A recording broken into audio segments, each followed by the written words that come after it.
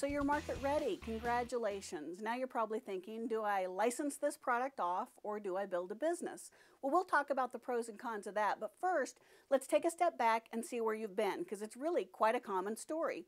You probably invested about $10,000 in patents, maybe $10,000 to $50,000 in prototypes and molds.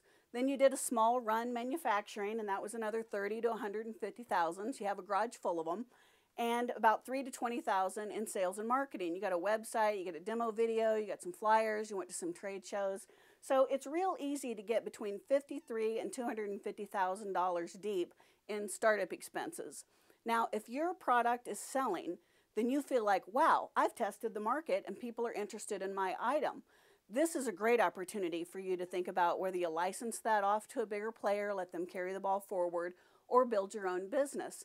If you're not receiving that kind of success, you're probably starting to feel a little stressed for now.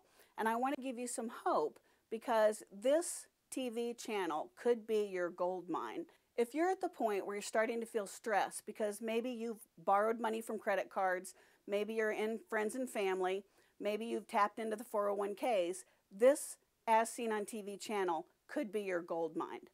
And I would encourage you to invest in the market viability testing, which really should be done up here. And in other videos, I'll show you how you can really bring product to market without having to go to all this much trouble. But if you're already here, whether you have a successful product or whether you are wanting a successful product, you've got to ask yourself, do I license or build a business?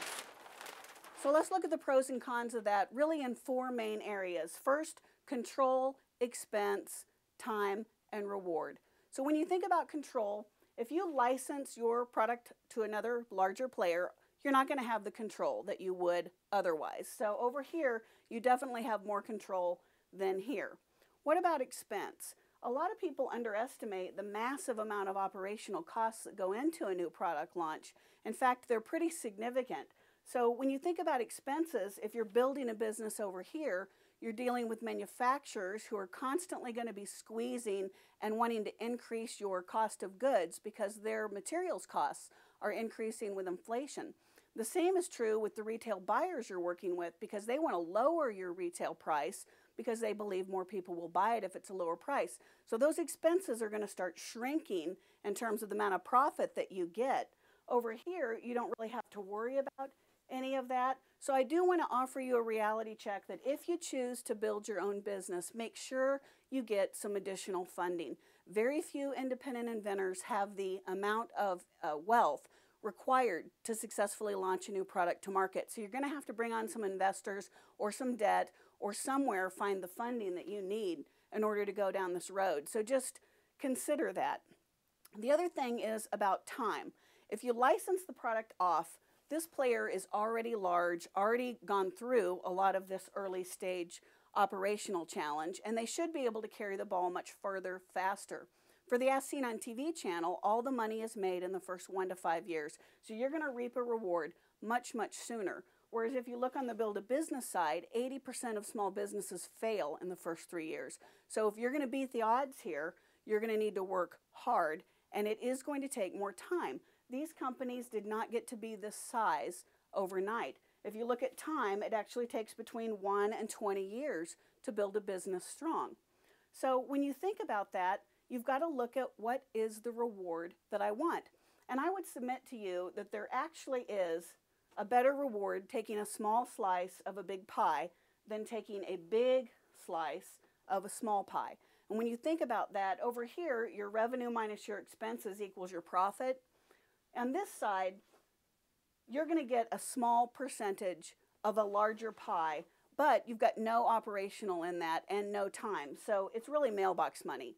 Over here, your revenue minus your expenses gives you this profit, but that is not money you put in your pocket. That's money you invest back in your business so that you can continue to grow to the next level.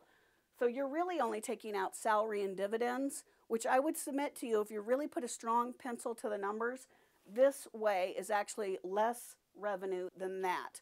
But I know people like control, and so let me propose to you a way to have your cake and eat it too.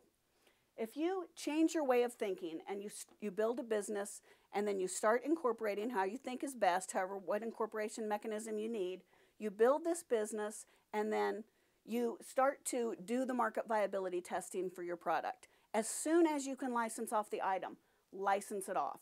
If it's for the TV channel, the money's going to be made in the first 1 to 5 years.